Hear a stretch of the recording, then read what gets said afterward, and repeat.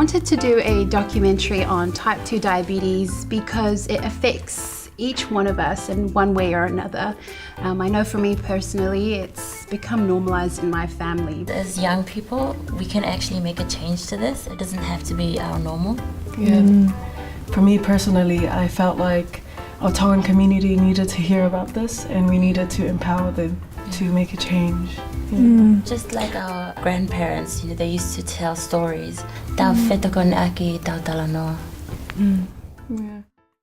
Valencia Sinsa was diagnosed with type 2 diabetes in 2017. I mean, I know I'm overweight, but there is that stereotype of Tongan bodies, and I thought, oh yeah, I'm not overly obese, and I thought I would never get diabetes. If anything, I would probably be diagnosed with cancer because cancer runs in my family. So diabetes was not in the horizon.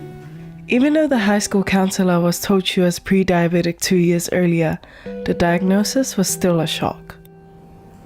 How did your family react to the diagnosis? I mean, that's probably the most difficult.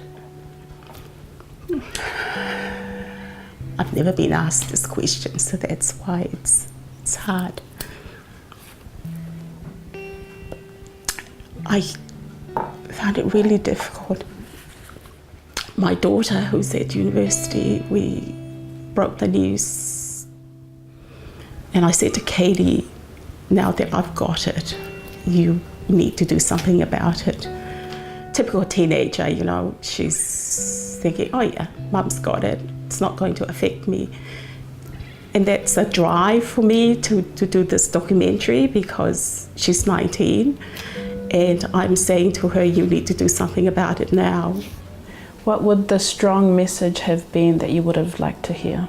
Had someone tap me on my shoulders and say, Sia, do something about it, to prevent it? Would I have done something differently? Absolutely, absolutely. For me personally, I mean, I have quite a strong family history of diabetes. My grandparents on my mom's side, both my parents.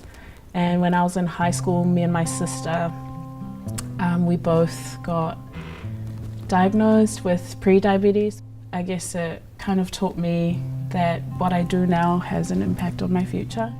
And I can say that now I don't have pre-diabetes, which is good.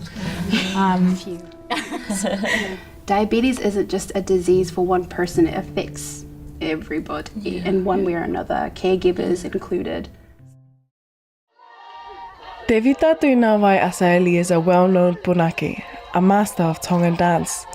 For well over a decade, he's taught students and young people throughout Auckland, but during this time, he was also the main caregiver for his diabetic parents. I had a father who was blind and also deaf. And so he was bedridden. And communicating with him, because he couldn't hear or see, was by writing on his hand. So it was a 24/7 care. So I literally slept with him on the floor next to him by the time he passed away. What would be at least one or two key messages you want to convey to our younger Tongan community? I have two younger sisters, and who's gonna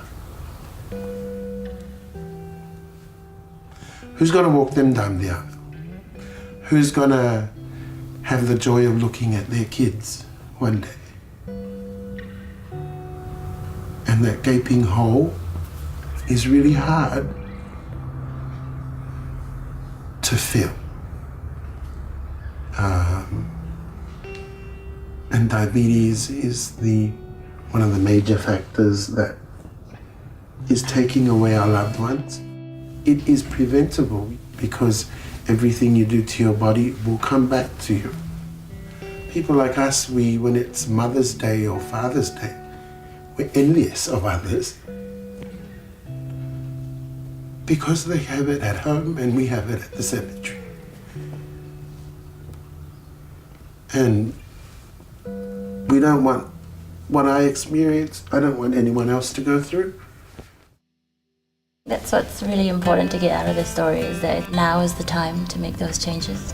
This is a lifestyle change, and it's going to affect the whole family. So I think that's the key message. Take ownership of your health and feel empowered to do so. Like that common proverb, like most of us would know, that tai lango ke mamao. Yeah. So for me, you know, it's so important to prevent this early. O ku tau ma'u e mawhai, ke whai e liliu I he taimini. And there's always hope.